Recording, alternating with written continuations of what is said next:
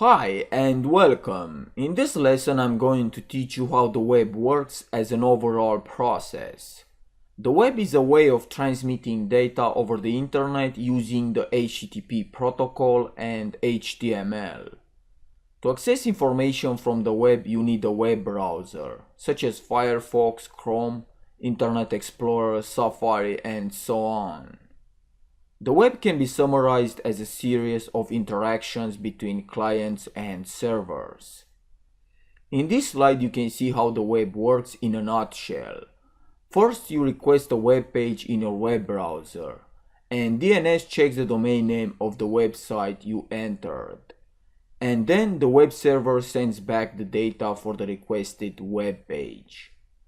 A web server is just a piece of software running on the operating system of a server that allows connections to access a web application.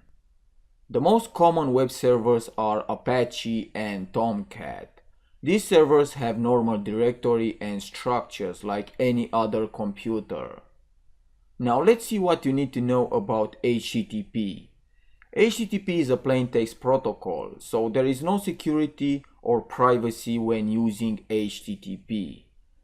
HTTP is the foundation of communication for web pages and has various requests. The most important requests are GET and POST. GET request retrieves data, so every time you browse to a page you are performing a GET request. POST request. It is used for submission of web forms, for example login forms. An important thing to remember is that HTTP was not created to handle web transactions that requires a high degree of security and privacy. You can inspect all the information of how HTTP operates with tools such as Wireshark. The solution for this problem is HTTPS, because it uses an encrypted protocol called Secure Socket Layer, commonly known as SSL. The S stands for secure, which means you are going to communicate with the website over an encrypted channel.